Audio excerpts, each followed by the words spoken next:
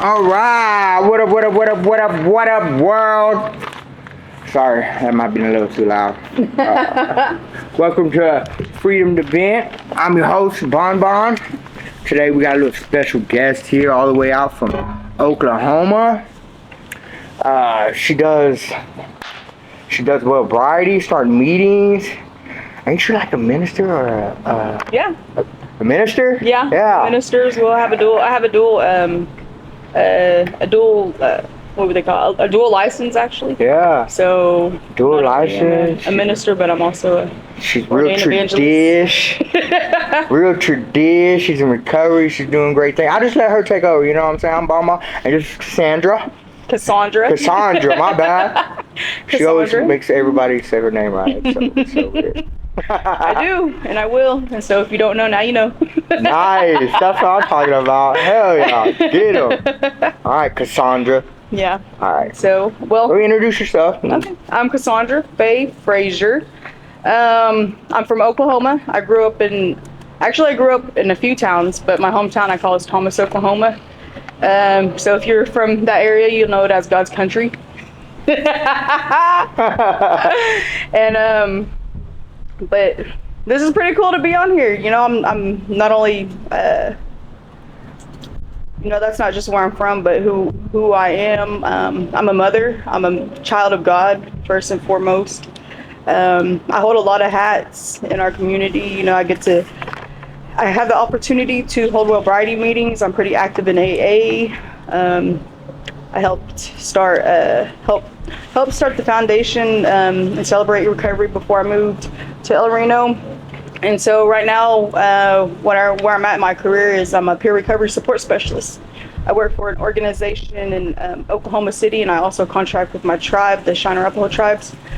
But the organization I work for is Southern Plains Tribal Health Board. Nice. So on their 988 tribal response grant and on their tribal open response grant. Dang. Yeah. That's cool. I didn't know that. Sheesh. It's pretty cool, man. Like, I don't know, the things that God has done for me since, I just went like this and said, my life is now in your hands. Right. It's just been amazing. I feel like that's where I'm at right now. Uh-huh. You know what I'm saying? Like, just throwing my hand up. Now everything's just like rolling on top of each other, and it's just like snowball effect. Yeah. And all it's gonna do is get bigger and bigger. Yeah. I like that for you, man. I love that for you. That's fucking cool, man. Yeah. I'm pretty active in ministry too. I've had to step away from a lot of things, a lot of people, places, and things too. Not just because of ministry, but to take care of me. Yeah. Take care of me in here and take care of me up here, so that these two things can align together, so that I'm not doing things out of His will. And so it's been a healing journey this year, definitely. How long have you been on this journey? I started my recovery in October 2018. I relapsed in May of 2022. Most people wouldn't count it, but I do, because I felt the immediate effect of even having 3 sips of a mimosa like that big, and I felt it immediately, and I was like, ooh, nah, maybe I better not. Yeah. But the thought still lingered in my mind, right? Like, the thought still lingered in my mind, well, maybe I can make it okay. And then about a month after that had happened, I was talking to a sister in church, and she said, oh, I have a glass of wine here and there. And that was my justification right there. That was my justification. I said, oh, well, she's a minister. I'm a minister. And if she can do it, I can do it too, right? Yeah. No. It don't work like that. It don't work like that. Did not work like that at all. So, and I kept thinking about it. And I went on this trip for CACA down in Orlando, Florida. And had one glass of wine. It turned into 3 days straight. Ooh. Yeah, turned into 3 days straight. I went into each session, every morning of those 3 days, just smelling like booze, man, and feeling horrible. I didn't even stay for the whole sessions. I just went back to my room, passed out, cleaned up, and then went and did it all over again. Wow. So, you're supposed to go sightseeing and make the best of everything. And I did that a little bit, but I was in such a hurry to go to, of all places, a Henry Hudson's pub. And it's crazy too because the people that I'm with, I had this gray shirt on, and it has 4 elders on it, and they're in their regalia, and it says the Wisdom Keepers. And I remember, it's crazy because I just looked at a video a few weeks ago, and I was like, oh my gosh, man, I'm supposed to be, I'm a wisdom keeper, and here I am, like, doing shots, chugging beers, throwing darts, and just, just forgetting every single thing that I had learned just went out the window for a temporary fun. Yeah. And you was on a ministry retreat? Not ministry retreat. Like to it had learn? to do with my work, and so then I was working for my tribe, the Tribal Opioid Response Grant. And part of being a peer is that you're in recovery. Well, I had relapsed, and I'm open about this, and I'm honest about it with our community and with the public as well. Like, I relapsed, and I thought it was okay. I okayed myself to drink, and really alcohol is what started everything else in my life. And so I knew that, but when I came out of transitional living, when I came out of prison in the transitional living, I didn't have a very good plan set up. I just looked at like, oh wow, like I'm in this position, and I let everybody else's recovery be my recovery. And so I failed to take care of me in that respect. And so my meetings got less and less. My accountability was like far from me, and I was just really gliding on self-will and self-strength, and that didn't get me very far for very long. So, tell me about, like, what was it like growing up in little God's country? It was fun. It was fun. And so, those of you that are watching that subscribe to this, man, like, I've known Siobhan since we were young, and there's been a huge timeline missing in each of our lives. But so, like, a little background before I get into that, he used to be his mom. To me, I feel like your mom is your grandma. My grandma is my mom. Your grandma is your mom. Yeah. And so the woman that gave birth to him really was married to my dad, and for years, I think, that relationship, was, I think I was maybe 15 or 16 by the time, it was completely cut off. But so I've known Siobhan for like a long time. Yeah. And so there's bits of our childhood that's, the same but so different at the same time. But my childhood and growing up in Thomas was pretty cool. I had a lot of friendships, a lot of brotherships, a lot of sisterships with the community, and we just. But that's where I really learned how to party. Yeah, because my dad partied. Yeah, my aunties partied. I can tell you, I remember going to staying with y'all, and I think it was 13, and I remember sitting at the table with my incubator. That's what I like to call it. That's a good way to put it. With my incubator. I remember sitting there, man, and I was already smoking weed. They already knew that. And I remember her saying, it's your 13th birthday. I think this is when I started, like, really getting heavy in it. And she was like, you hang out with us. And I remember smoking, and then she started letting me drink. She was drinking with me. And, like, I remember that night, like, being so crazy, man. Like, I remember leaning back on a chair and, like, just leaning back, and I thought I was falling. I grabbed the table and stuff, and they started laughing at me. But it was whenever she would, like, I don't know, bro. I don't like talking about that stuff too much, but we got to get it out, you know what I'm saying? Like, yeah. But man, like, just seeing, like, how sloppy drunk she would get when she would put us in the rooms and, like, keep us in there, and, like, man, like, I don't know, man. There was. And the beatings, oh my God. It was bad. I mean, like, I always loved it when he would come visit us, but at the same time I hated it too, because I knew exactly how things were for us, behind closed doors, or when my dad stepped out of the scene or out of the room, Yeah. went to work, like I knew it was going to be pure hell. And I always knew that when you came to visit, it was all going to be directed at you. Like, and me and my sister, we talk about it, occasionally. And, she just remembers how mean, that individual, how that caregiver was to us, and especially to you. And, that always hurt my heart. Like, that always hurt my heart. And I hated it. Like, I hated feeling that way at such an early age, knowing that, because, like, we cried for help. We told people, and it was just like, oh no, that's not really happening, because they don't see it, Yeah. And but we cried out for help. I kind of use that as fuel today, when taking, like, whenever I get to work with kids, whenever I get to be around my nieces and my nephews, and like, I do what I can to advocate for them now, and it really shaped the way I discipline my own children. So I have a 17-year-old, a 16-year-old, and a 13-year-old now, and I can probably count on my hand, like, maybe on both hands,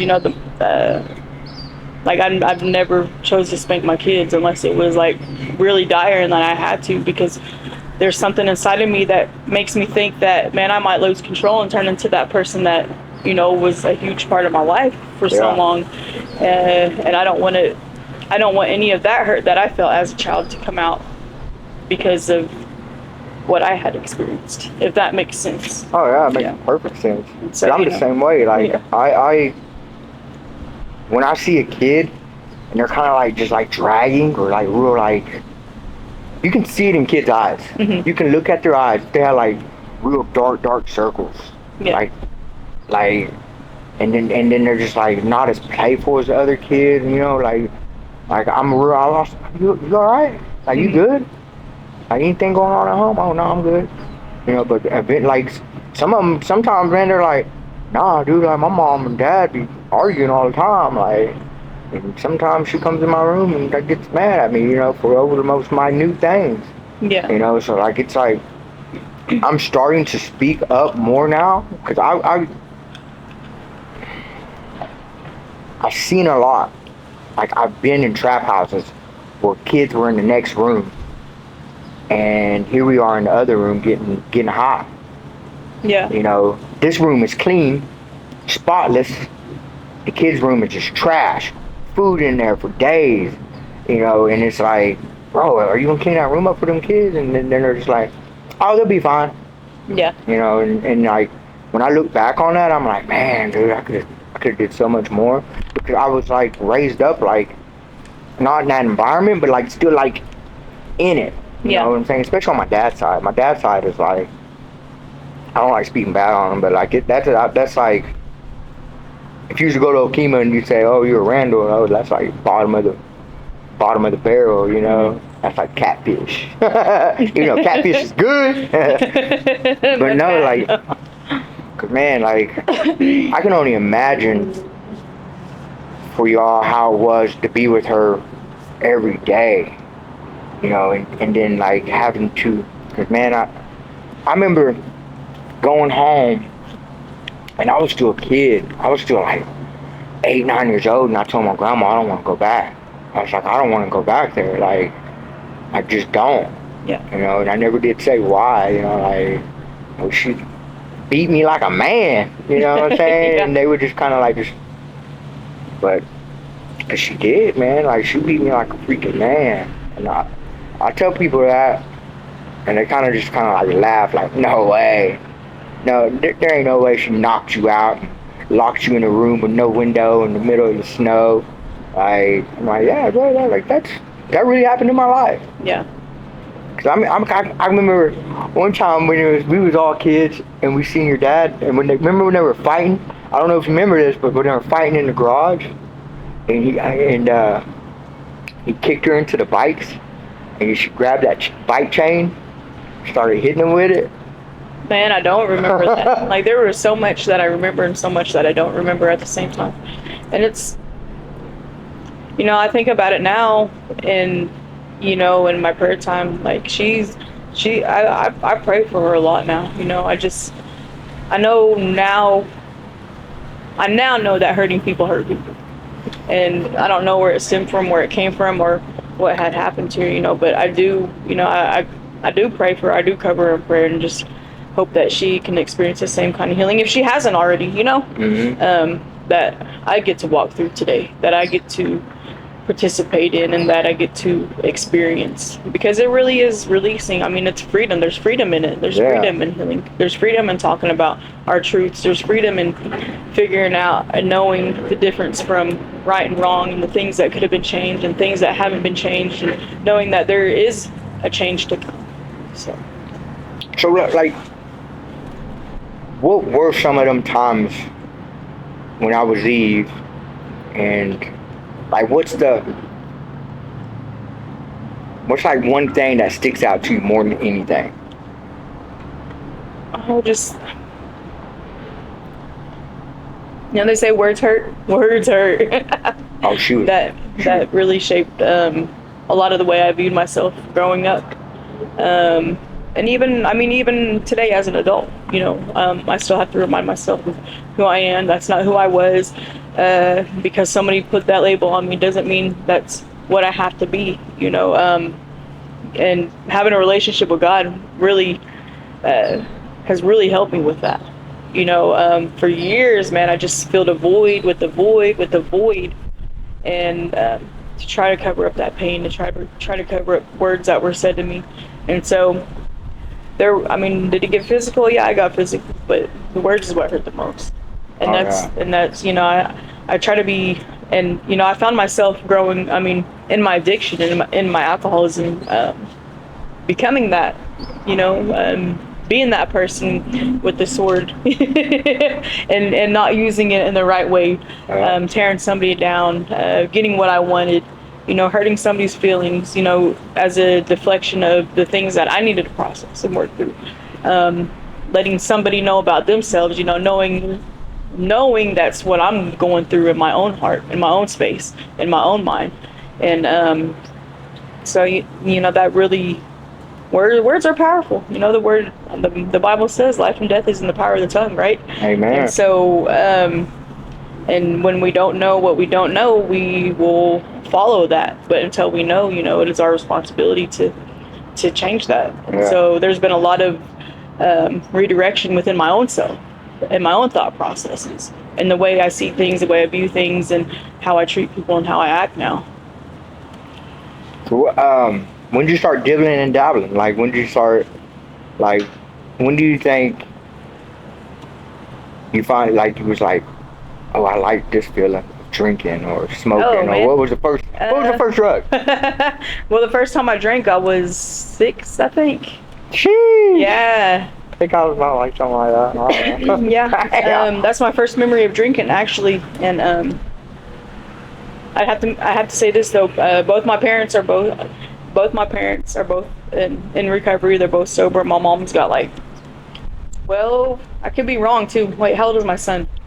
17 now. So my mom's got 13 years. She's in long-term recovery now from drinking. And my dad has 4 years. Yesterday on the 17th. And so they're both in recovery. They've both been sober. And so, but that's, and so I don't mean it to shoot my mom down or drag my mom down or anything like that. I love my mom, and God's done a huge work in our relationship, but that was the first person I drank with, that's the first person I had my first drink with. And I remember, I remember the change that I had, and I remember the situation we were in,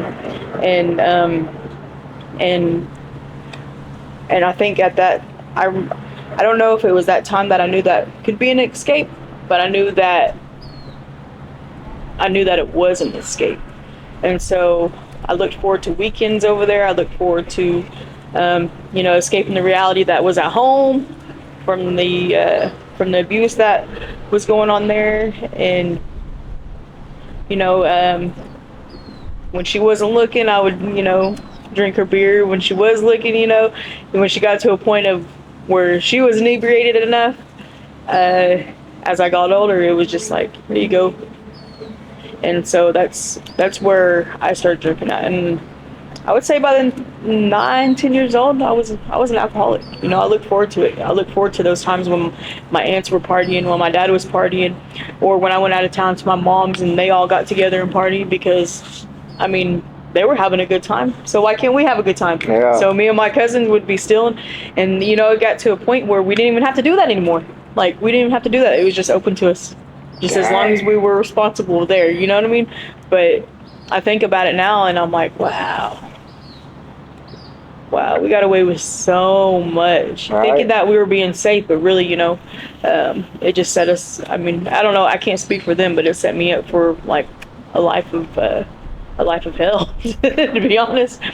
But so alcohol was my first my first vice, I guess. And then I started smoking weed when I was 11 with the same caregiver. Well, actually, I had gotten caught, but 11, almost 12 years old, had gotten caught, and so, you know, I walked in the house and my dad, he caught me, you know, and he was like, "This isn't gonna happen again," and so it didn't happen again. He went to work, and she was like, "Well, if you're gonna do it, you can do it at home," you know what I mean? So I got one person telling me that it's okay, one person telling me it's not okay, and like, of course it's okay for me, you know, like already straddling that fence. And so it started with weed and alcohol. Probably 13, I started messing with pills because I had injuries due from sports. I rolled my ankles a whole lot, but I think this particular injury, I pulled this muscle right here and overstrained it really bad, and they gave me tremadols, and I liked the way they made me feel. And so, man, I remember making that injury last as long as I could because they just kept giving them to me. Yeah. They kept giving them to me, and so I knew I liked pills then. And then I tried coke for my first time when I was 15, and before I was 16, I was using meth almost every day of the week. And that's how it went up until 2018. Hey. By the end of it, you know, I was shooting dope, shooting coke, shooting pills. Started messing with the fentanyl for a little bit. Didn't really get too heavy into it before, you know, I was like, man, who am I? Yeah. Like, yeah. And you know, it's crazy because I'm looking at myself in the mirror, and just mad, like upset, angry, because like I can't get high no more. And you know, I'm finding myself asking who I am, and here I don't even know who I am because I've coped so long with drugs and alcohol that I don't even know who like Casandra was when she was 6 years old. Mm-hmm. Like, and so, you know, I'm learning to love little Casandra, loving that little girl inside of me, and accepting her for who she is. And so, it's been hard, you know, because you got to go through those hard times all over again. You got to process through them, and you got to work through them, and you got to talk about them, and you almost got to relive them again. Yep. But there's a good future on the other side of that, you know. I don't have to cope with the drugs anymore. I don't have to cope with alcohol. I don't have to cope with a bad relationship. I can do all these within boundaries and still respect myself and love myself and care for myself through it all. So, this thing. How did you you use drugs in order to escape and all that? Did you ever come into like trouble, like dealing with the laws, or like, let's say, okay, so like for me, man, I've been jumped by my best friend for my dope. I've been set up, like, our stories are so similar, but we were so far apart. So like worlds away. Yeah. Like, that's crazy, but as I'm sitting here talking to you, like, oh, mind you guys, this has been years since we have met. Yeah, I haven't seen him in person since he was 13. Yeah. I was 13, I'm 36 now. That's like 23 years, homie. Yeah, that's a long time. It is, right? I remember, I think my kids were little. I think I had found you on Facebook one time. And I can't remember if it was like when I don't think my youngest daughter was born yet, but I had found you on Facebook. And I think you were either just getting out of county or you just got out of, I don't know, you got out of somewhere, but I remember you had music on, I can't remember what app it was.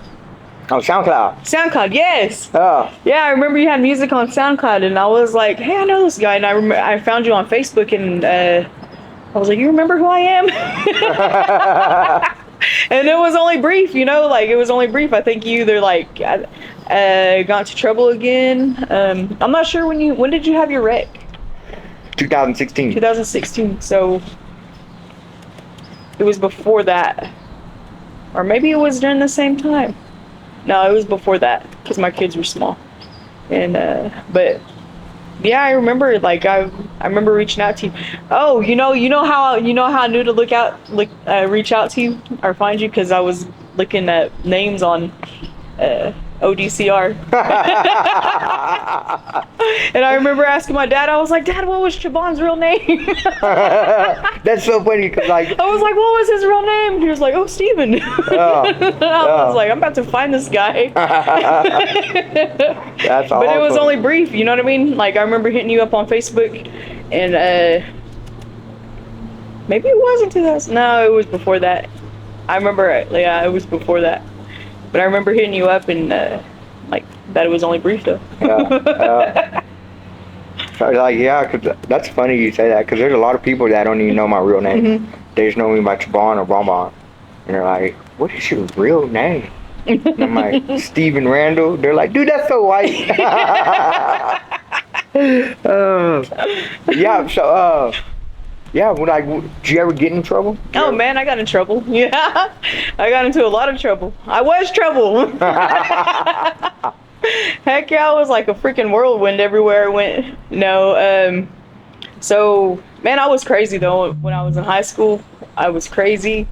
And I was crazy even after that too. But it was more contained because I became a mom real early. My senior year actually. I had just joined the National Guard, and I did 2 years, but I didn't ever get to finish basic training or AIT. I went to drills for like almost 2 years straight, but never, I didn't have anything accomplished for it because I got pregnant with my son. And then I got pregnant with my daughter too. And so after having my son, like I toned down, I calmed down a whole lot, but I was still doing everything I wanted to do. Yeah. I was still smoking dope, I was still drinking, I was still partying. I was still that person, and becoming everything I didn't want to be. The person I had despised is the person then, is the person I had become, and I didn't. And I was young, man. I was a baby, just like my mom. She was a baby having babies, and so yeah, I had like tons of PIs up until 2015. I was married for 10 years. And we're now at a place where we're like we co-parent really well, like we took both of ourselves out of the equation and just realized, like it's about our kids now. But for a long time though, we were real toxic to each other, like real toxic. And I tell her, and that's not who he is anymore. He's a good dad, and he's good to my kids. He adopted my son. He didn't have to do that, you know what I mean? He raised my son as his own. And so, but we're not at a place where it's just about the kids. And we've been doing this now for, I got out of prison in 2020. And so we've been co-parenting the best we can. And it's been pretty good for the last 2 years. I mean, there's been ups and downs. But I say that because after I decided to step out of that relationship, man, I didn't care no more. I didn't care, and it was hard for me to be around my kids, and I love my kids so much, but every time I looked at my kids, I seen him. And so I had like this disconnection with my own kids. And it was hard because I always had a job, and I was always working. So he spent a lot of time with my kids. And so after it just became too much, I lost my jobs. lost my jobs, and so I started selling weed and I started selling dope, and then I started selling pills because people were just, I mean, they would give you a whole bunch of pills just for a little sack of dope. And I was like, oh, this is where it's at. And so I wasn't really heavily into pills before, like I took them and everything, you know, if I needed to. But after I had my youngest daughter, they just did something different for me. And that was in 2012 or 2011 when I had her. And so I went through this, I had to have a hysterectomy a couple years after she was born. And so I liked the way the pills gave me, made me feel. And so taking all of that into my addiction, years later, you know, I was just selling the dope, selling the weed just so I could keep my pill high going. Yeah. And eventually that caught up to me, and I got a felony charge, well, a couple felony charges. I got six charges altogether. I first got in trouble in 2015, like anything serious for having weed in my car. And so the state picked that up, charged me with that. And then I thought, I was like, oh, I didn't do anything wrong, I'm gonna run, you know what I mean? Thinking like, that's what my best thinking did for me, was like, don't go to court, you didn't do anything wrong. And so I didn't go to court. And then in that, I had a warrant out for my arrest, and I went to a Dollar General, and I don't know what I was thinking, man. I had like hundreds of dollars in my pocket. I put this freaking bracelet in my pocket, like, what? Like, why? Like, I don't know. Like, I don't know. Like, that's what my addiction did to me. Made me make stupid decisions. Oh. And so then I caught well, I can't even remember what it's called, but, like larceny charge? Petty larceny? Yeah, for $2 bracelet. Oh, man. Like, how stupid is that? You know what I mean? But that's what... I would have ran. Sir, ma'am, stop. Nope, gone. And then that's what it did for me. And like, here I got like $300 or $400 in my pocket. Why? I don't know. I don't know why I did that. And then on top of that, I had some Percocets in my pocket.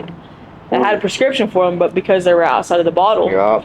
and outside of the bottle, I got a felony charge for that. And but that was just the start of it, man. That was in 2016, and you know, I ran from that. It was dumb. My bond got up to like $150,000. Sheesh. It was dumb. But yeah, I didn't care no more, man. I was leaving my kids with people that, like, with anybody, and inviting anybody into my house, and that's not the person I was before. I've always been like a super private person, and you know, here I am letting my addiction run my life and run their lives too. Yeah. And so by the end of 2016, 2017, the person I had been seeing got out of, or after I left my husband, my then husband, after I left him and we got divorced, you know, I started seeing somebody else, and he was just doing the same thing that I was doing. And, you know, like, ooh, power couple, right? Freaking Bonnie and Clyde. Out running the streets together. Yeah. It's funny how we think that. Like, I was like, oh my gosh. I seen this meme the other day, though, and I sent it to my dad. I was like, me and my ex really be thinking that we were out here looking like Bonnie and Clyde, and here we were just cooked and fried. And he just laughed at me. He was like, yeah, and I was like, I know, I thought you would find that funny. But yeah, and then he got into trouble, and, you know, I made all these false promises of like going to rehab and everything like that. He went to prison, and while he went to prison, though, I got into trouble. So the whole time I was in outpatient, because I was an intensive outpatient, you know, I was still using, and I've come to terms and accepted that, because for a long time I told everybody, yeah, I was sober for almost 4 or 5 months, you know, but I wasn't. Like, I was just like hiding. Well, I thought I was hiding it very well. I don't know. Nobody ever called me out on my BS. Yeah. But I'm calling it out today, you know, and telling it for what it is. You know, I wasn't sober. I didn't have any clean time.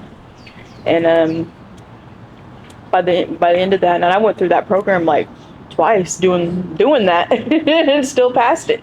Dang, how would you get Still past the drug passed test? I don't know, but I passed them.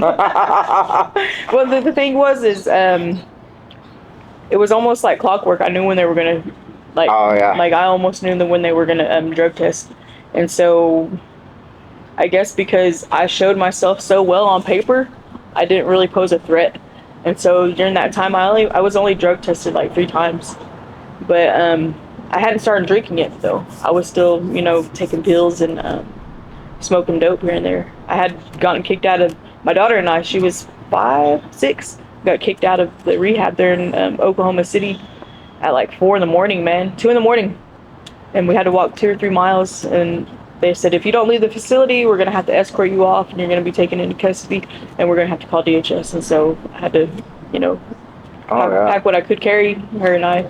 And that night I ended up breaking my ankle. I stepped in a hole, broke my ankle. And the pills were right there, so I already had the excuse for the pills, but in the back of my mind, I knew, like, I still got a sack at home that I hid. And so as soon as, my dad came all the way from Missouri to pick her and I up at the hospital, and as soon as he, like, went out the door, I was like, all right, where's the sack at? And so it's like my subconscious was like setting me up for this. I wasn't, like, in the state of mind that I was in, like, I didn't want to, but I was already setting everything up for me. Yeah. And I knew that. I look back at it now and I knew that, like, you weren't ready yet. You were just, playing your part, playing your role, and trying to keep this false promise to, the person that you were seeing.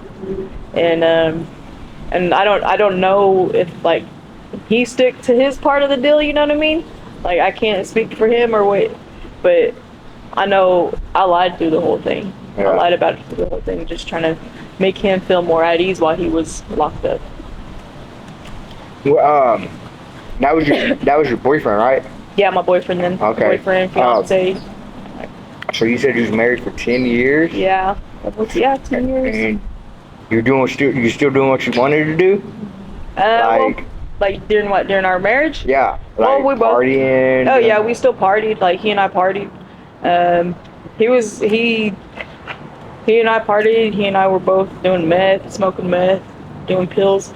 So in all of this, like, I got in trouble for, like, seeing so many pain pill doctors.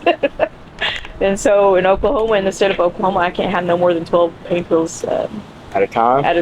Yeah. Dang. So if I get, unless I'm, like, underneath medical, like, in medical care, like in a hospital. Sheesh. What I was rugged. I was real rugged. What was your relationship with your kids like during that time? I don't really. I love my kids, but the relationship with my kids.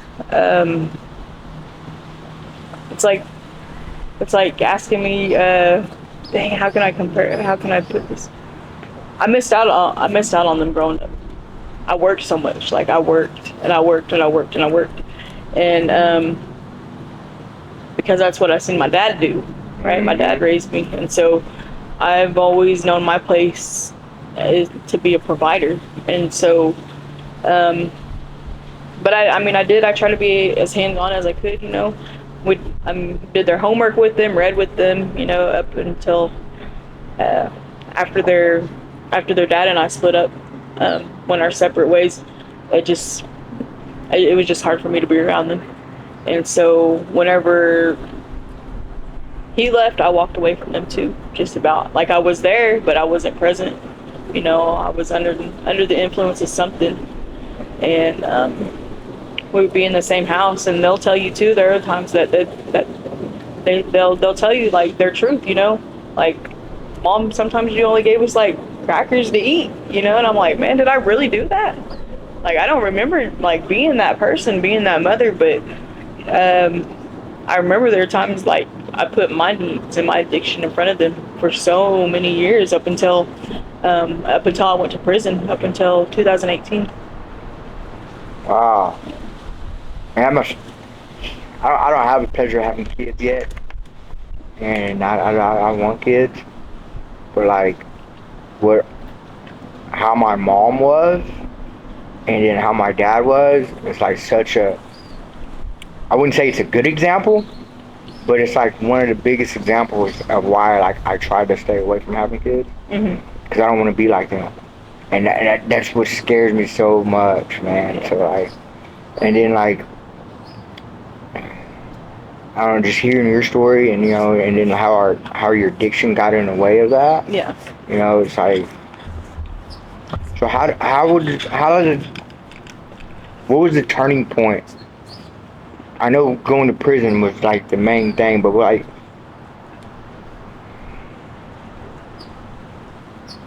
what was that firm decision? When did that firm decision come of saying like, okay, I need to be in my kids' life now?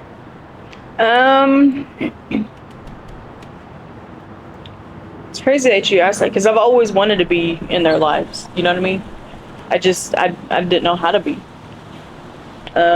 Even in my addiction, I didn't know how to be, because I didn't know my addiction was like so long. And I remember a time that my ex-husband and I got sober for a little bit, but I wasn't really sober.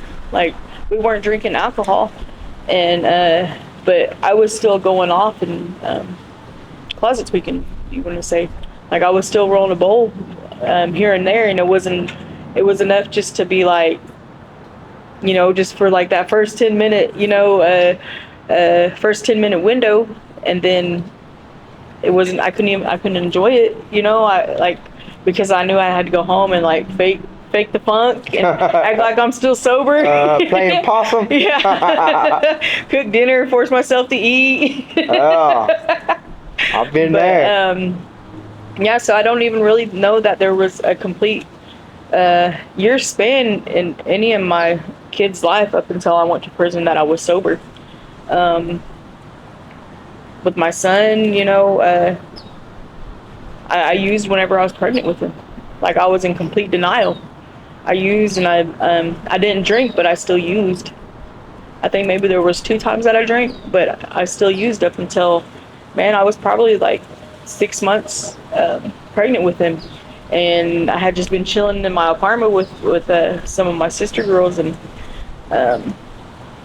everybody believed it, but me, you know what I mean? I'm like, man, I can't be like take a pregnancy test after pregnancy test.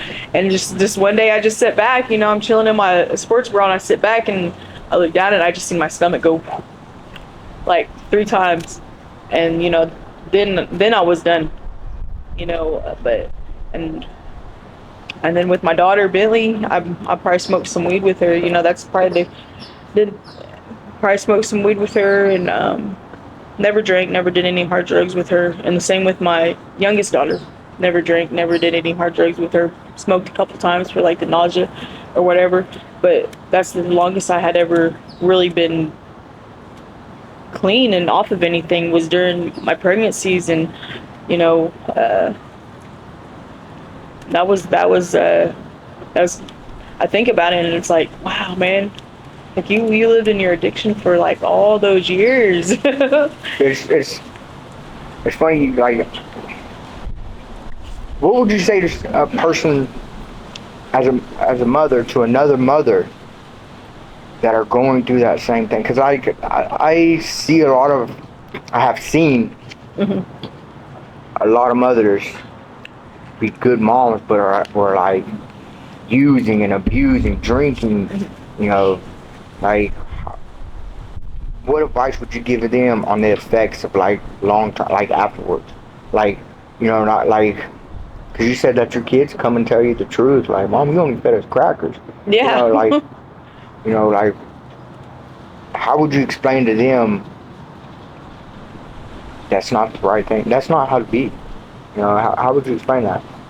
Well, I think it's like, you don't know until you don't know what you don't know until you know, right? And so, I was really only mirroring the things that I grew up knowing, And so, I know that's really hard, that's really touchy, because you can't tell somebody how to parent. You can't tell somebody how to be, especially if that's all they've ever known. Yeah. Like, you almost have to come to this realization yourself. And growing up. I'm out here not really for the glamour of it, but just to like relax and to just be and spend time with my sister. And see y'all, to see you. All right, guys, we're back since we got rudely interrupted by the camera. But we left off on. I watched it back and it said that you can't really tell people how to be a parent. I don't even think that's where we was at though. I don't know. I can't really remember. So. Oh no, you asked what advice? I think I don't even. Oh yeah. Yeah. Yeah. What advice would you give to another person? You said when it cut off, it said you cannot really tell people how to be a parent. Can't really tell people how to be a co-parent, or you can't tell somebody to be a parent when they have to go through that to know what it is to be a parent. Yeah. So. You've been through a lot, and to be where you're at now, so it's beautiful. It is beautiful, huh? Yeah, it is, man. Like a couple of guys, cause I like seeing people do good, get good things in their life, man. And like a couple of the guys here, they're like, bro. One of them, like, literally said, I said, dude, I can tell, like, I can feel that you're genuinely happy for me that I got a job. And I'm like, yeah, bro, like, I'm genuinely happy for everybody. Like, I love everybody, dude, like, because that's what I want. I want to be loved. I want to be accepted. I want so much, man. But I gotta love myself first. I still battle with that, because, like, but anyways, so let's talk about, like, let's get back into so you went to prison. Oh yeah, I went to prison. Oh, did you turn lesbian in there? I did not. I did not turn lesbian, but there were, man, okay, so I actually had that that was like in high school, you know what I mean, when I dibbled and dabbled in that. Wasn't my thing, not my cup of tea, not for me. But so when I was in prison, let's see, so 2018 is whenever I just threw my hands up and was like, I'm done. It was after getting, well, you sent me my documents. So before that, or well, that year before, 2016, me and the guy that I was seeing, I had tried to take his charges, and he did not let that happen. But I still went to Oklahoma County. Spent a while in there. Well, like 11 days, I think it was. Oklahoma County? Yeah. I spent 67 days in there. Yeah. On floor 8. Yeah. 8 level. That's high bonds and killers. Oh. That's not where I was at. But I spent 3 days down in the holding cell, and then 2 days in the just waiting to get booked in, because it was crazy. It was Labor Day weekend. Yeah. Oh wow. Yeah, it was crazy. Did you get a candy bar through the toilet? No. Did you see anybody do that? Yeah, man. Okay, so it was crazy.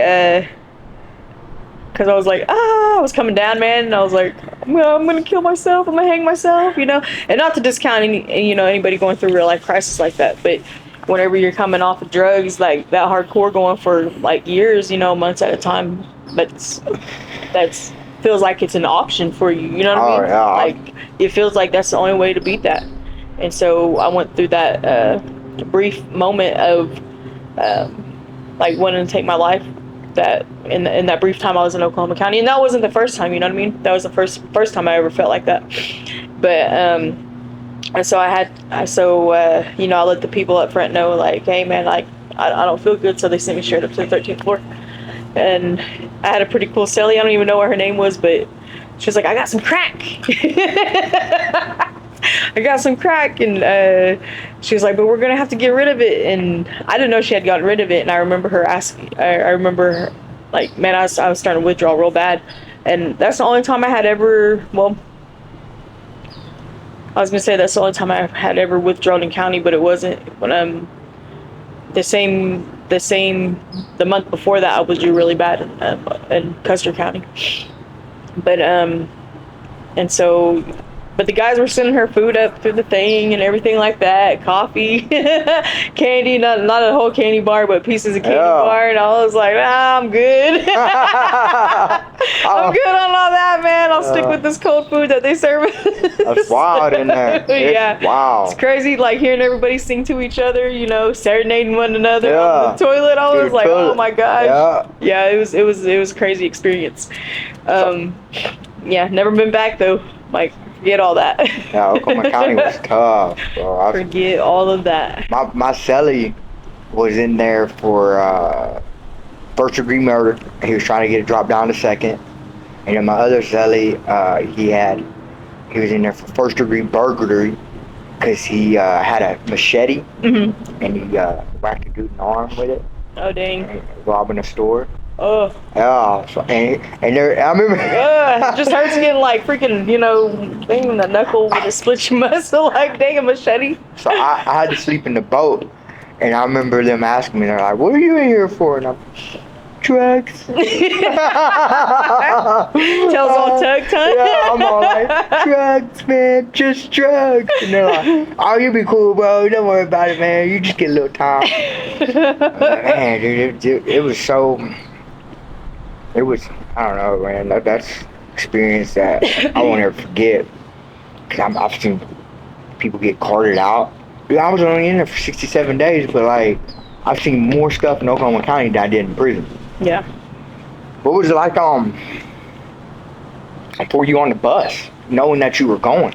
Like, oh, to prison? Yeah. Oh, listen, so I didn't ride a bus. So in 2018, I got caught with a sawed-off shotgun. What? And, so let me, like, how that had happened was, right? Don't all great stories start with that? Yeah. Well, what had happened was this. So October 5th, I had just gotten out of Caddo County, serving time at Caddo County. I was out for 11 days. And, man, I just, you know, I made all these false promises to everybody when I was in Caddo County. I was like, oh, I promise to do this. I'll promise to get clean, you know. And as soon as I got out, I was already, you know, on the phone with the dude and was like, hey, I'm about to come through. Have a sack for me. He's like, oh, I got some pills for you too. I was like, hell yeah. Let's do this. And, dang, the father of my kids, poor guy, dude. You know, he really thought, like, he came and bonded me out, and he really thought that I was gonna, you know, do something great. And everybody already knew I wasn't going to, you know what I mean? Like, it was just this promise that I had to hold up. And so he went and bonded me out, and dropped me back off at the dropped me off at the place where, I mean, the sack and everything was at. Hopped in the car and or hopped back in my truck because he used my vehicle to come get me. Hopped back in, and I was like, all right, you ready to go to your mom's? So I took him back to went back out to my house. You're a monster. But I was out. I mean, didn't even see my kids yet. Like, didn't even see my kids. Just went back home so I could get that high real quick so I could fix myself. And then, yeah, in those 11 days, man, I remember drawing up a shot, like 80 cents, man. There was like coke in it, heroin, some meth, and like just ready to, like, just, you know, be on cloud nine, you know, feel that euphoria, and nothing happened. And that's when I was telling you, like, I just got so mad. I just got so mad at myself. Like, everything that was on my bathroom counter went flying. Everything that was in my cabinets went flying out. And I just remember hitting the wall and hitting the sink and looking at myself and just like what's happening to you, man? And I just started crying. And like, I remember thinking to myself, like, there's got to be something better than this. Like, I see people do this all the time. Like, why am I having such a hard time doing this? And I was just like mad at myself. I was so angry at the fact that I couldn't get high no more. So angry at the fact that I just, everything that I was taught, everything that I knew, you know what I mean? Because I knew better. Like, I knew better. Like, that meant nothing to me. And I just remember seeing my youngest daughter's face, you know, just smiling, and seeing my kids, my oldest two, the disappointment on their face, you know, as I drove off to go back to my house. And this wasn't all in the same day, you know what I mean? This was the day that, like, this is the day that, like, you know, God got my attention. And I just found myself laying on my bedroom floor just crying. And it was like somebody had spilled a cup of water in front of me, like on my knees just crying, like, God, like, if you're real, if you're who you say you are, why am I still suffering like this? Like, I need you to show me who you are, because I can't do this anymore. Like, I'm taking my own life. And it's crazy because people will say to you, after I get ready to say this, you know, and I remember asking in that prayer, like, you're gonna have to take me away from all this. Like, I'm gonna have to go to jail, like, for anything to be fixed, like, or I'm gonna continue to kill myself. Like, I know where this road is going. And I remember saying all this stuff to him, you know what I mean? But which is crazy. I don't even remember how I ended up on my floor though. But I remember my prayer. I don't remember ending up on the floor. And I just remember, like, coming to, I was like, did I just really pray to be in jail? Like, did I just really pray for that? And I was like, what am I thinking? And so, you know, I had a homeboy at the house too, and he came in, he was like, you all right? And I heard all this stuff back here, you all right? And I was like, yeah, I'm good, like, I'm straight, man, I'm straight. And he's like, what's going on? And I was like, man, like, there's gotta be something better than this. Like, for real, there's gotta be something better than this. And it was crazy because we had always talked about, like, wanting to do better, but never ever, like, doing better. We just talked about it, right? Like, we would be passing the bowl around, passing the bong around, whatever it may be, like, just talking about, like, oh, you know, we could do this, we could do that. Yeah. And nothing had ever come of that. And so, and, you know, I just told him, like, yeah, I'm good. And so it's crazy because I tell people the first thing that I felt, though, because I felt immediately after that. Like, I wasn't numb no more. Like, I felt. And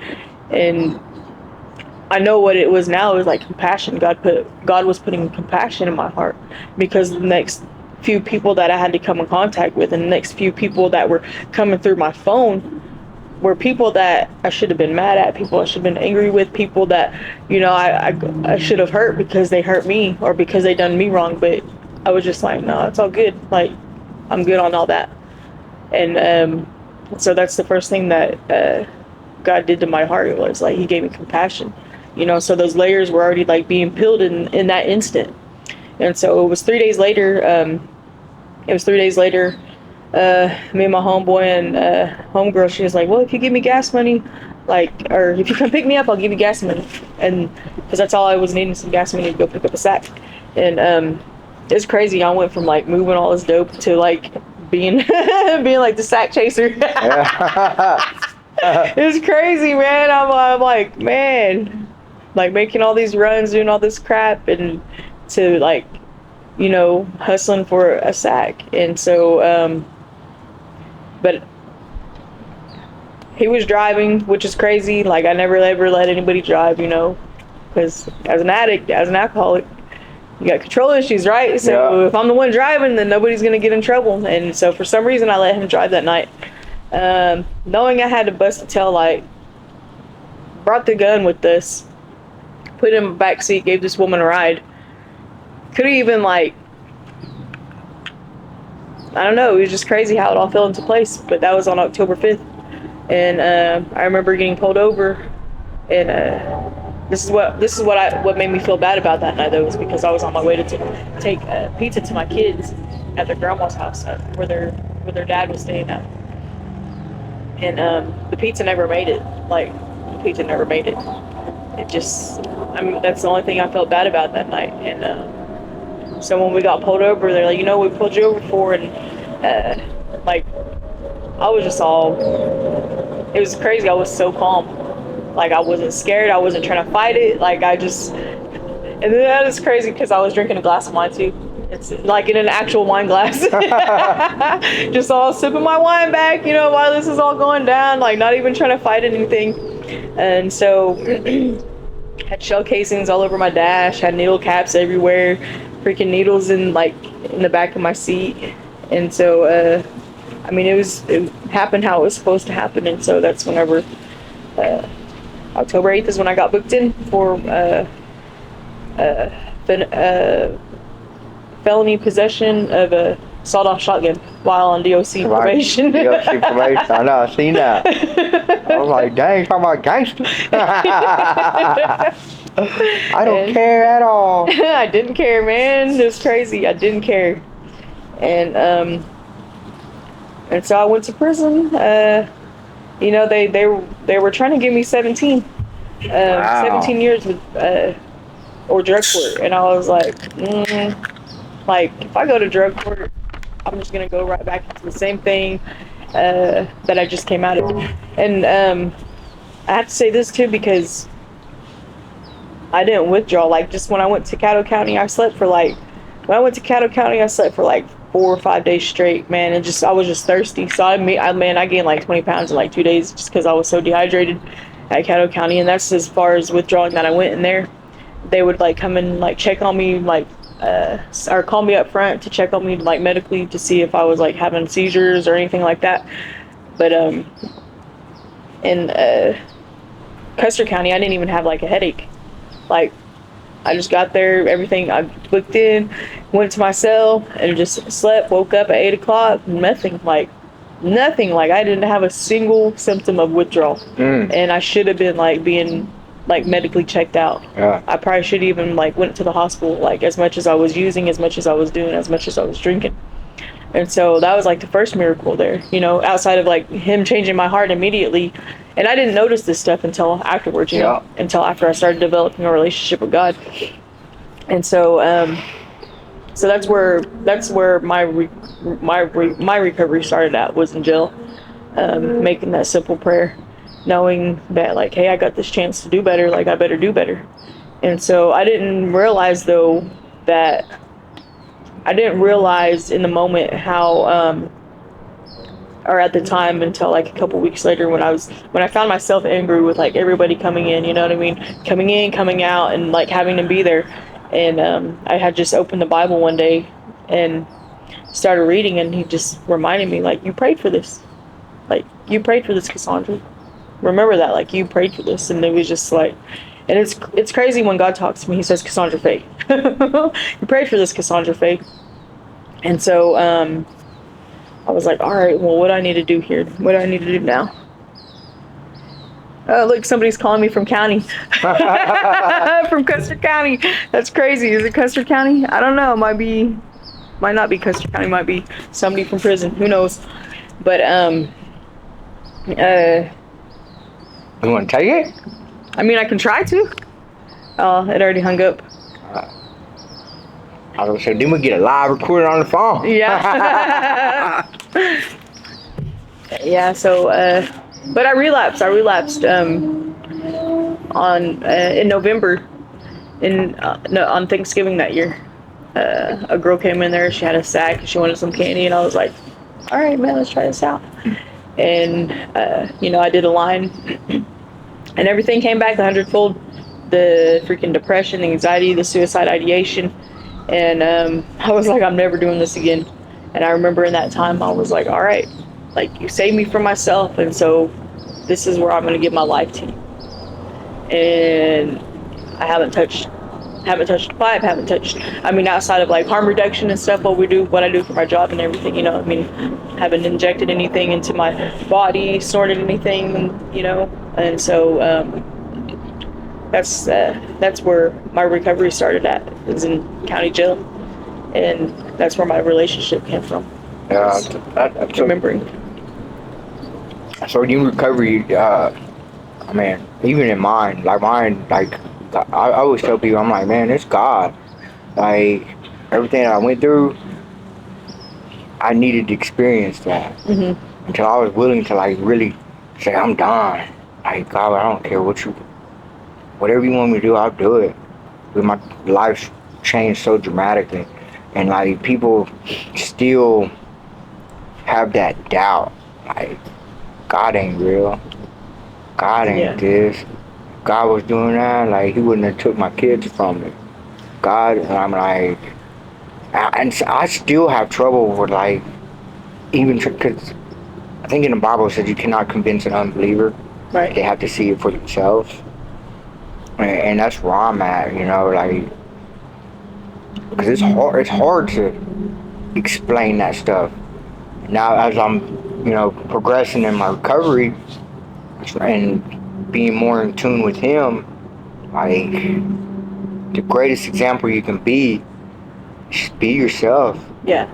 Be yourself and know. And then when people ask, let them know, like, oh yeah, it's God, bro. Like God did this for me. Well, isn't that the beautiful thing about it is we don't have to argue about it. We don't have to fight about it. All we have to do is walk it out, right? Walk it out. So all we have to do is walk it out, and people will see this changed person, see this changed heart, because as a man thinketh, he is. And so what we believe up here, we'll begin to believe in here, and that's why I always say it's so important to have this to line up with this, because when these two are in agreement, then we're in agreement with Him. Yeah. And that can't happen when we're confused, and that's what arguing does. And so the best example we can do is, like you said, is just walk it out, walk the changes out, because you can tell a person by their fruit, right? And so when we're walking out our daily walk with Christ, that's the fruit. That's what brings people in. Like they want to see it, so they're going to ask about it. And so it's not for us to like throw our beliefs, to throw like, can we praise Him? Can we worship Him? Yes, of course. Like that's what we do. As soon as we wake up in the morning, our first breath is like Yahweh, right? And so when people see these changes in us, and they're like, I want what He has. How do we go about that? Yeah. And so that's why our walk is so important, because it welcomes like the unbelievers and even believers too. Sometimes we need that stir of faith as well. Yeah. So did you see anything crazy in prison? Not really. Did you is that where because that's where I gained a lot of my connect, like that was the point where God really, because I got to study more. I took a year of theology. Like I was doing stuff, like going to church. Anytime them doors popped open, oh, here we go. Or the gate opened, because maybe we was on lockdown for a long time. Yeah.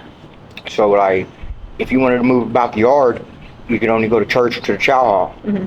So like, I was like, man, I'm going to church. How was that for you? Like, is that where you gained like more connection with Him? Do you think? Yeah. So when I was in jail though, God brought forth somebody in my path, because I was like, man, I don't know what this is. I don't understand it. And so like my best friend now, she came through the doors, and we're still best friends today. And it's crazy. She was brought up in church.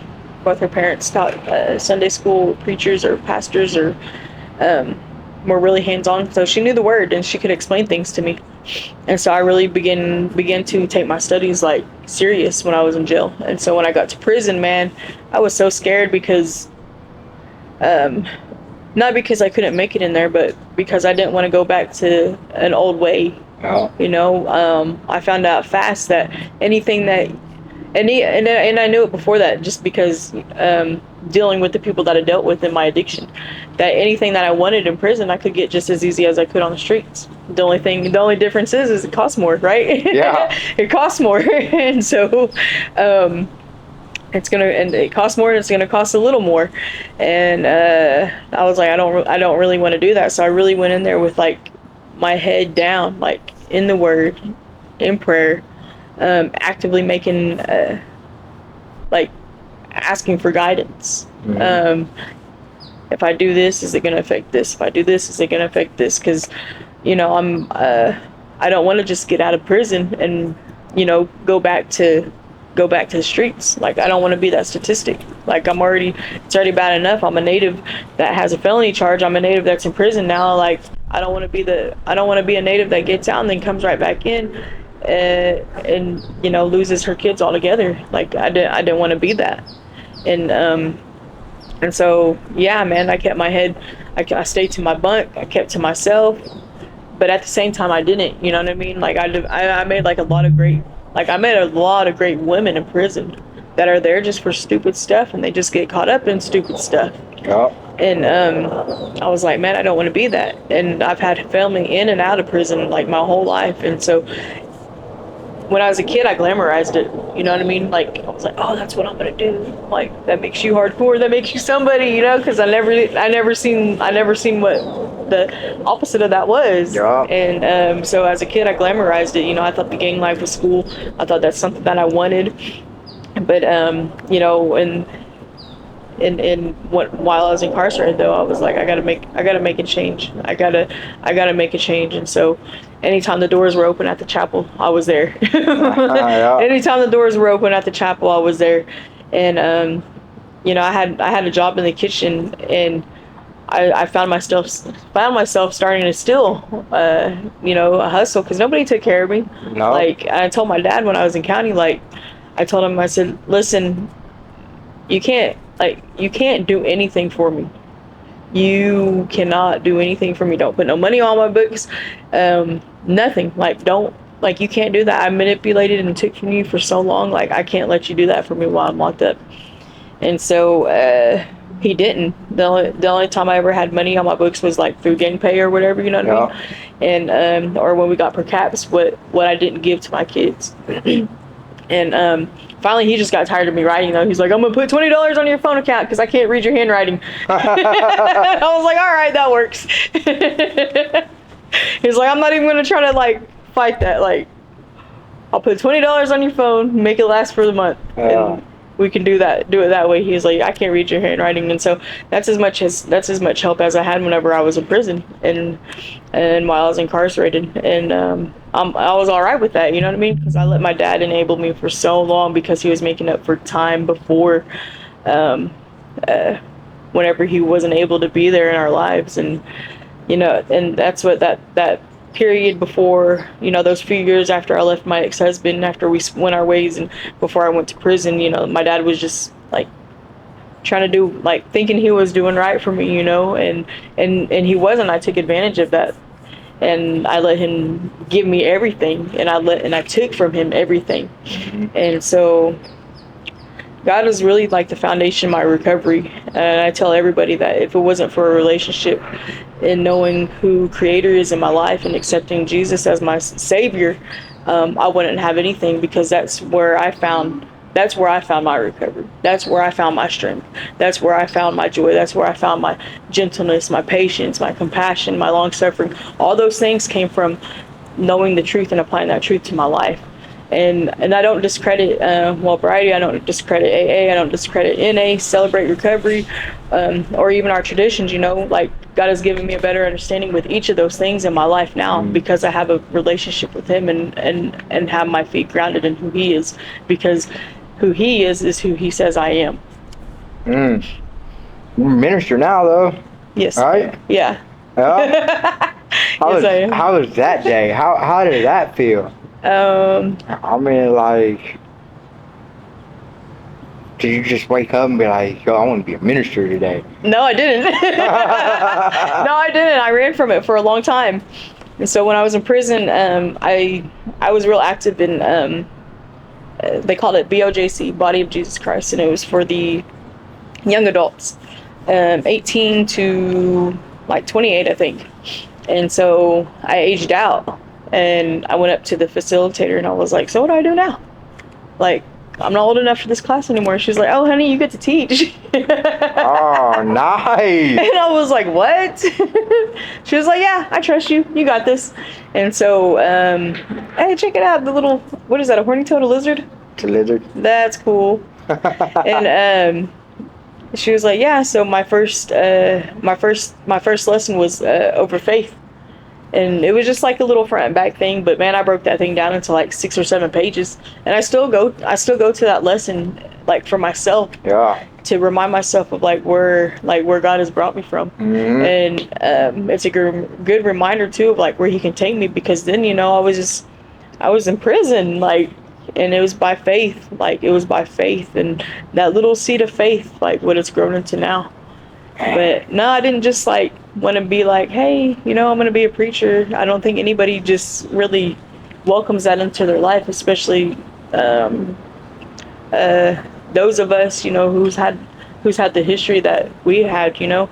The beautiful thing about it now though, I see like God uses many broken people. Like Yeah. every single buddy he uses is broken in some way, Yep. form, or fashion. We're all liars, cheats, thieves, you know, you name it. That's what God uses, because he doesn't come for the healed. He comes for the broken, Yeah. to make them whole. And so I got really involved in a church when I got out of prison, when I went into sober living, or transitional living. Heather's Hope, man, changed my life. I needed it. So thank you, Pam Dobbins, for giving me that space and really adhering to the call of God on your life. Like, I know you've changed so many people and helped them find their way to Jesus. And it's beautiful, man. That woman like led me through a lot of things, and we butted heads. It wasn't always easy. It was not always easy, but yeah. So I got involved in ministry in church. I started doing like a lot of things within the church, and they're like, "Well, hey, I think it's time for you to, you know, take some discipleship classes and, you know, maybe get your feet wet. Yeah. Like this is who you are." And I was like, I don't want to. Was you doing well-bodied during that? No, I was not doing Wellbriety during that. I didn't even know anything about Wellbriety yet. What? Yeah. And so I spent 2 years at Heather's Hope, almost 2 years, 2 months shy of 2 years. And I had a friend reach out to me at the end of 21, and she was like, hey, there's a position open for the tribe looking for a peer, and I think you would be great for it.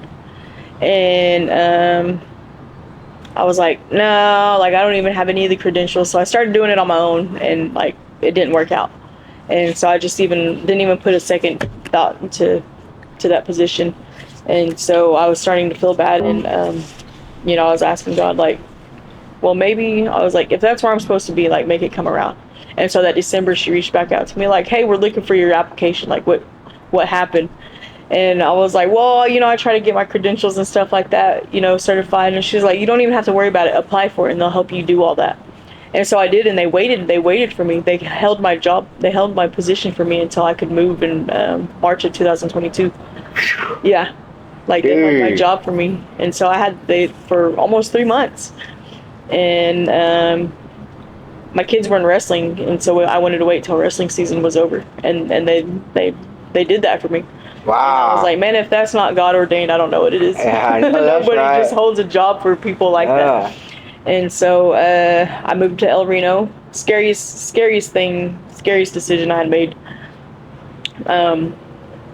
Because it wasn't shortly, you know, a couple months after living there that I relapsed. But you know, to not have a plan is a plan to fail, especially when you're in this recovery thing. Ooh. When you're doing the thing, if you don't have a plan, if you're not working with a sponsor or whoever it may be, you know what I mean, whoever can speak that life into you and tell you the truths that you need to hear and tell you when you're wrong, if you don't have that person in your life to do that for you, who's going to keep you accountable, then you're going to fail. And that's what I did, you know. Like I let my will get in the way. I thought I had it, and I didn't. And you know, I took a drink of that mimosa, and it was it for me. Man. But yeah, that's when I was introduced to Wellbriety, and I was like, oh well, this is kind of cool. Like, because 5 or 6 months prior to moving to El Reno, I had really just like, something is missing in my life. Like, something is missing in my heart, something is missing in my spirit, and I didn't know what it was. And so being introduced into Wellbriety and the position that I took, it helped me to realize that it was my culture, it was my background, is the thing that is embedded in me because of who we are, you know what I mean, that I was missing, because I wasn't brought up traditional. I wasn't brought up knowing ceremony. I wasn't brought up knowing any of that. And I come from like a Chiefs family on both sides, on my grandpa's side and on my grandma's side. And so I didn't know anything about our traditional ways, our ceremonial ways, or anything like that. And so Wellbriety has really brought me to that wholeness that I've been looking for. And then that with my relationship with God, it goes hand in hand. Like, they're both who I am. Yeah. They're both who I am, and I don't discount one for the other. This is just giving me a better understanding of it.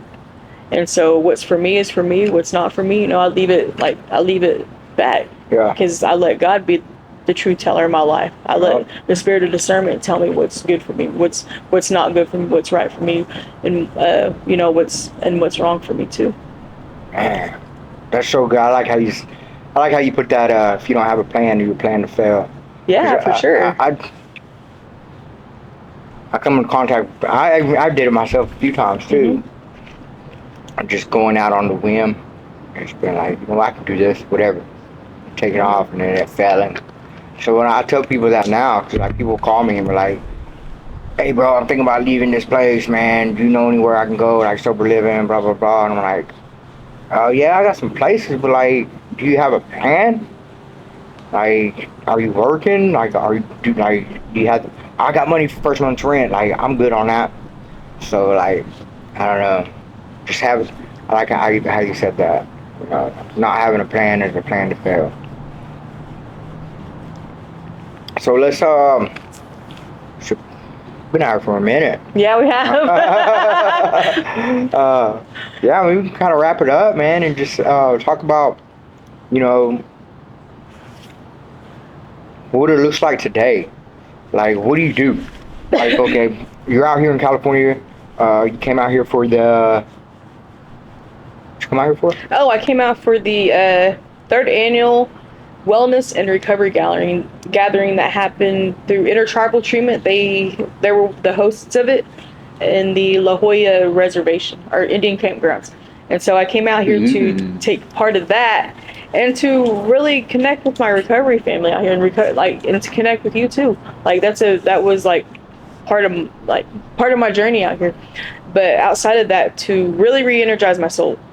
Like to get a good refreshing, because I do so much at home, and I just needed this time to like take care of me. Yeah. So I travel a lot with my job, and I don't really get to do this, and so I just came out here just like.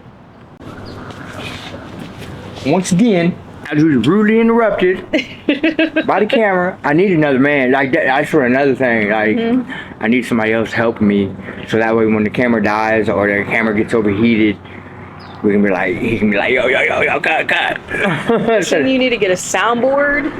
Yeah. You need to get a soundboard and a clicker, because I think they have clickers. Yeah. Yeah. It'll come to you though. Like, yeah, it'll come to you. I've seen some pretty amazing little studio things going on. Yeah, Some pretty amazing people, man. I have actually the new church I'm going to. The guy does voiceovers and like he's like does like big movies. Oh wow. Yeah, and like he didn't really touch on it, but like he goes, I go to my studio and I do my voiceovers. And my microphones cost tens of thousands of dollars. He's like, I don't let my kids in there. Like, he was really breaking it down. And I'm like, I might need to tell him what I'm doing. Maybe I can use a studio. You never know, man. Yeah. Never know. So back to, okay, since we really interrupted, let's get back to, okay, you came out here to, I just came out here to really release and just relax. Yeah, to relax. Yeah, because you do a lot. Yeah. How many? Don't you take care of the people's kids? Yeah, I do. Yeah.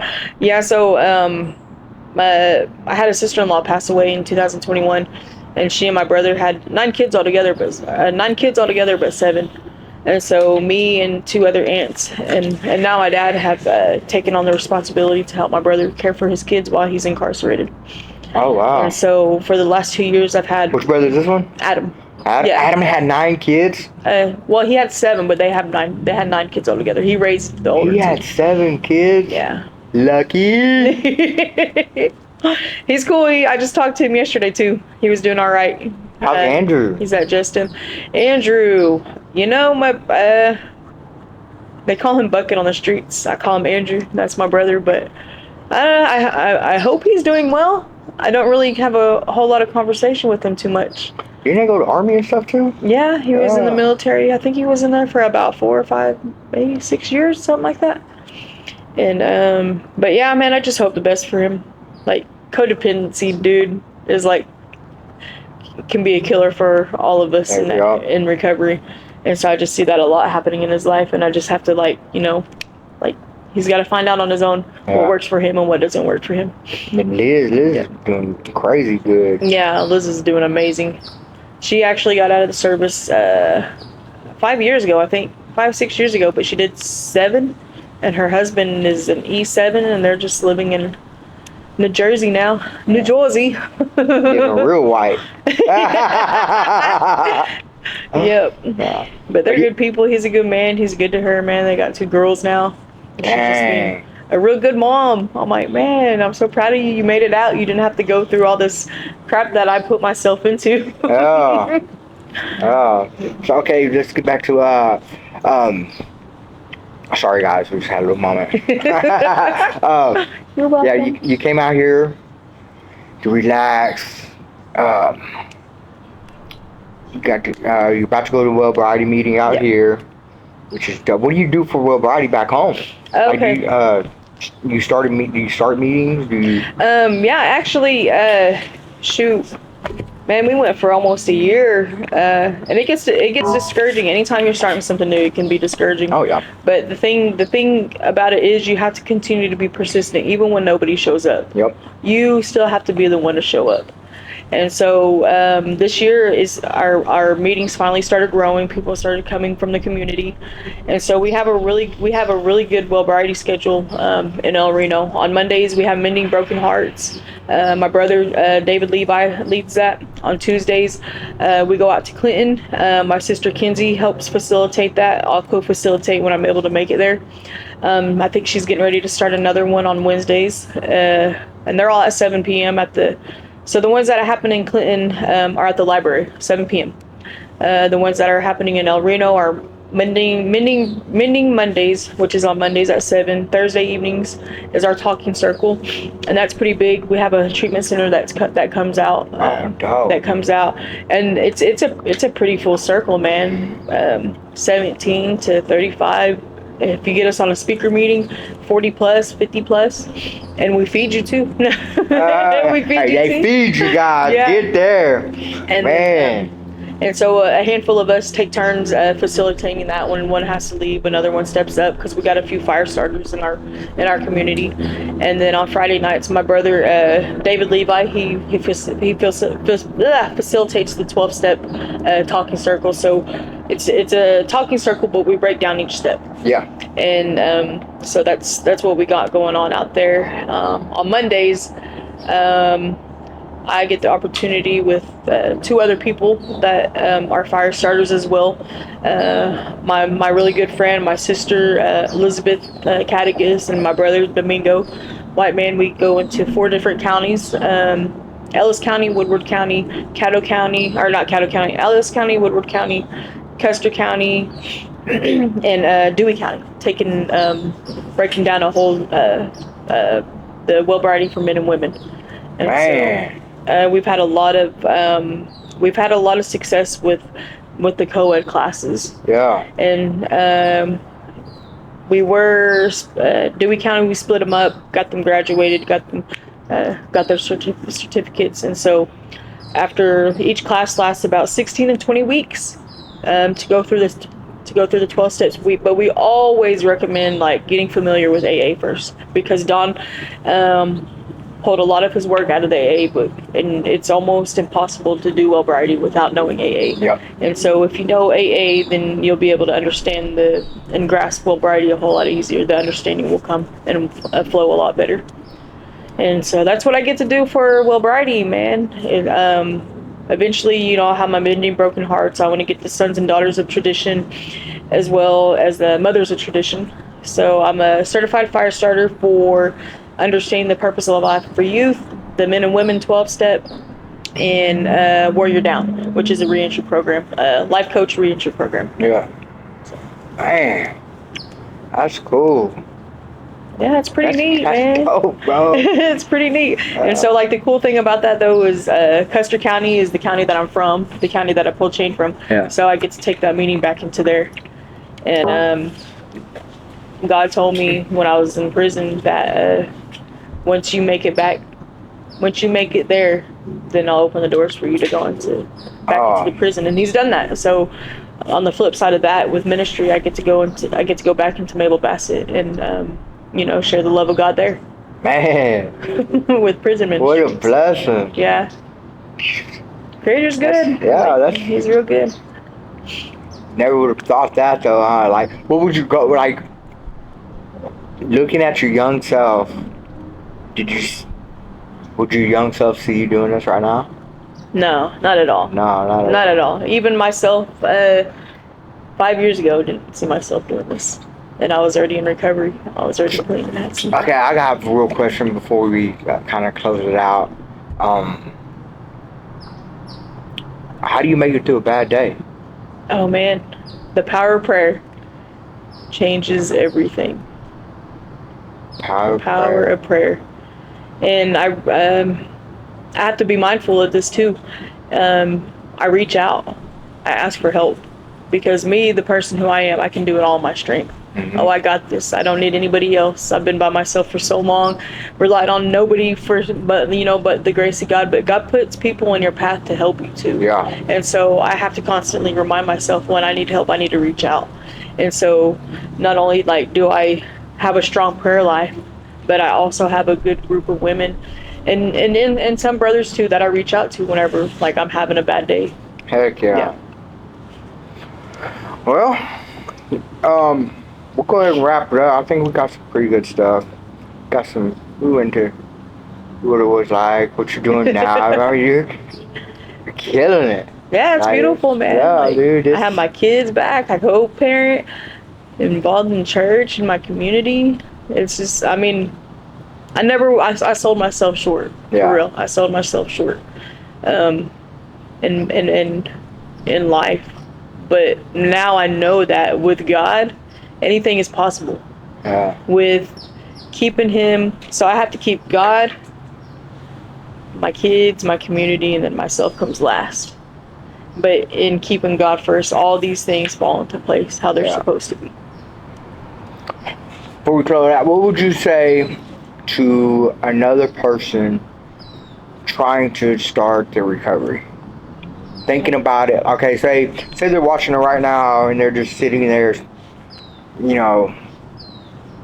getting high, doing whatever they're doing, drinking whatever, and they're asking, is this for me? Man, absolutely is for you.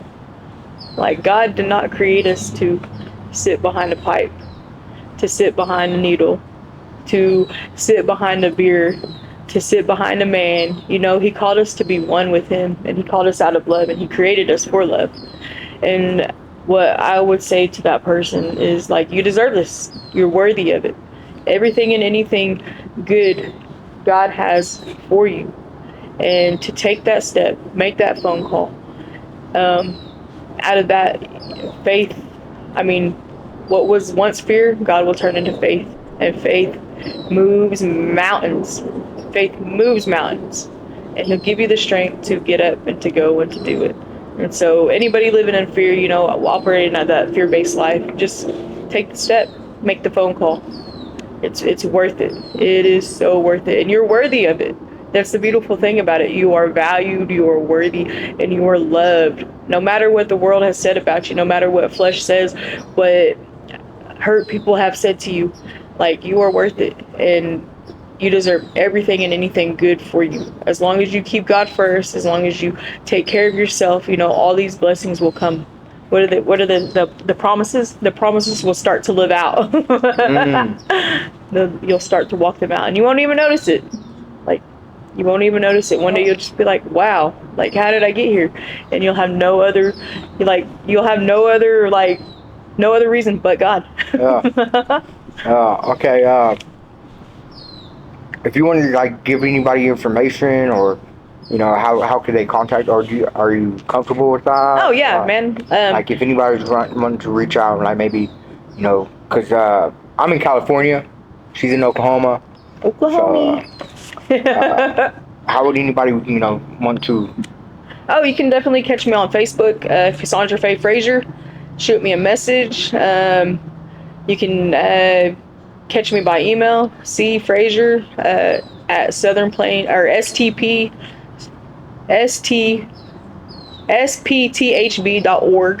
or my email, Fraser Cassandra Faye without a e at gmail.com. Heck yeah. Yeah. Man, it's so good seeing you. It is so good to see you, and I'm I feel like hungry. this is cool. Are we gonna go get something to eat? I don't know, are we? I don't know. Are you hungry? I am hungry. Me too. There's a burger joint like right down the road. Was it In-N-Out? No. Ah. No. You want In-N-Out? I don't know. I was like, everybody's like, you gotta try In-N-Out before you leave. Have you not ate it yet? No, I ate at Wiener Schnitzel yesterday. We'll though. go In-N-Out. In-N-Out I was right like, down the road too. Wiener Schnitzel. Yeah, it's like right down the road. So we'll go down there, man. I really enjoyed it, man. I really enjoyed this conversation, getting to know you better. Like, I'm ready to see what God's got more for you. You know what I'm saying? Yeah. And then our little rekindle relationship, whatever, brother, sister. Yeah. Like, this is dope. Like, being able to see each other. 'Cause, dude, like, I don't know. Our childhoods, we shouldn't be where we're at right now. Oh, for real. Period, bro. Like, Yeah. that's so According crazy. to the world standards. Yeah. You know what I mean? Yeah, exactly. Yeah, and that's where I'm like, man. Yeah. Hey, guys, this is Freedom to Vent. I hope y'all subscribe to the channel. You know what I'm saying? Follow me on Instagram, Facebook, X, or I think they went back to Twitter now. No, I think it might be still X. I don't know. Who knows? But just follow me on there. I'm not really active on that. YouTube, Freedom to Vent. Yeah, man. And if anybody's got any questions, shoot me a message through DM. You can shoot her through a message. Yeah. We're here, man. And if you're Native American and you're, really questioning if this is right for you, like, it is. It's right. Absolutely is. The things placed before us, was not brought here by us. We're supposed to live off the land. We're supposed to, be sober-minded and clear-minded, to be more whole. And, man, this has been a good little session.